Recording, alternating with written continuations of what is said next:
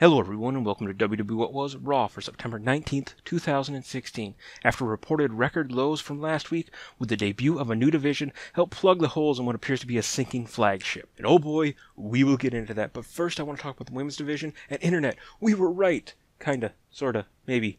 Or WWE has played us like a complete fiddle.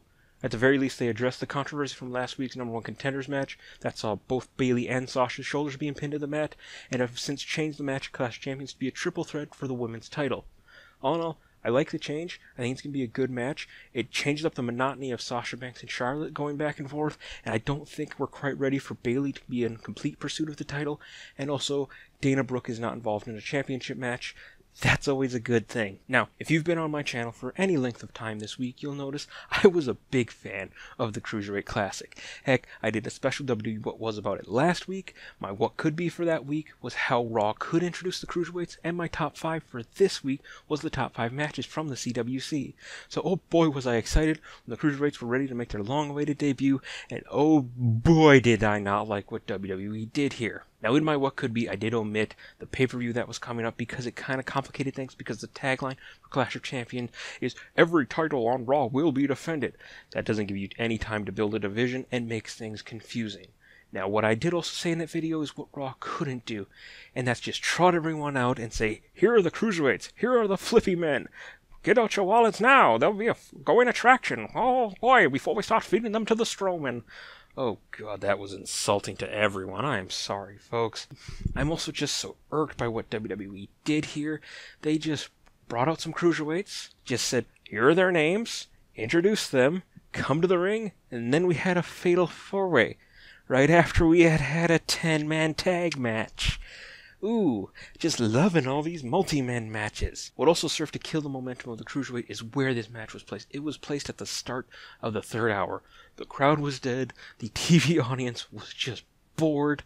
It was just a mistake to put it here. I know you want to make the Cruiserweights feel like a big deal, and we're going to hype them up all night. But if the crowd's dead, they don't feel like a big deal. They just feel like a sideshow, like that carnival barker voice I did is going to come back at any time. What I think would have been better served is if you opened the show right away, no promo, just had Cruiserweight match. Rich Swann versus Cedric Alexander. We're going to have a mini tournament. The winners are going to fight later in the night. Then in the start of the second hour, you have Gran Metalik and Kendrick fight. Then the winners of those matches fight in the start of the third hour. You bookend at the start of every hour with a Cruiserweight match. This keeps the crowd invested, keeps the crowd hyped, because they know there's going to be another Cruiserweight match to come. They just have to put up with some Stephanie McMahon promo or some bad backstage promo or a 10-man tag match. Okay, moving on. But overall, the match they had was okay. I don't think it quite deserved a "this is awesome." I think it more adequately deserved a "this is adequate." This is okay. Then the bigger problem I had with it was Brian Kendrick winning the #1 contendership. It kind of felt like someone went to Vince and he just said, oh, we're bringing back the vanilla midgets. Okay, I recognize that one. He's gonna win. But Vince, his whole story is about a road to redemption. Yeah, and his road starts and stops now. Also was a little word we had the debut of the Vanilla Midgets on the same night we were honoring Eddie Guerrero. Like the timing, and also, rest in peace Eddie, you were gone too soon. Now finally I want to move on to the wacky world that is the Raw main event. Oh, what a tangled web we weave when we have no idea what the heck we're doing. So last week we had Kevin Owens versus Roman Reigns. If Roman won, he'd be in the world title match. But Seth Rollins interfered, and then he got a stern wag of his finger at by Mick Foley. They were going to have a talk. So what was going to be Seth's punishment this week? Was he going to be pulled from the match? Would he have to go through a gauntlet to keep his match? No. He was going to have a very okay match with the other man who interfered in the match, Rusev. Okay, well, what about Roman Reigns and Kevin Owens? Oh, they're going to have a steel cage match. It's going to be non-title. Okay, so we have this weird amalgamation of a monster where it's Roman Reigns, Kevin Owens, non-title, steel cage match. Sunday, Monday night, here it goes, someone kill it with fire. Now, in all this chaos and all this confusing booking and just trying to get some sort of high spot, there was a good story to be told, and that is the face turn that Seth Rollins is near completing. In his match with Rusev, he wrestled more face, ending with a large dive off the table onto Rusev after they'd both been counted out. Good. And then in the steel cage match, oh, hold on, I need to do a side note on that steel cage match. Vince, WWE. Sidebar here with me for a second. You do realize Roman Reigns is not your champion.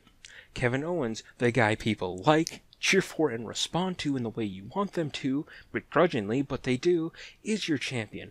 So why on earth was Roman Reigns kicking out of the pop-up powerbomb, which he lost to last week, and then winning the match? What is your obsession with getting Roman Reigns over? Vince, you have lost the patient. Roman won't be getting over as a face anytime soon. But if we just do... No, Vince. It's over. Just let it go. But the big face of the night was when Seth freaking Rollins came out to save Roman Reigns. Face turn complete. Yay, we can cheer for Rollins. You aren't going to make us feel weird about that, and he isn't going to break our hearts again. That is a net win. But I'm going to wrap this one up for the week. If you like Raw and if you like this video, please hit the like button. That'd be spectacular. Also, do subscribe to this channel. I post 5 new videos a week. Most of them are pretty much the same level of weird.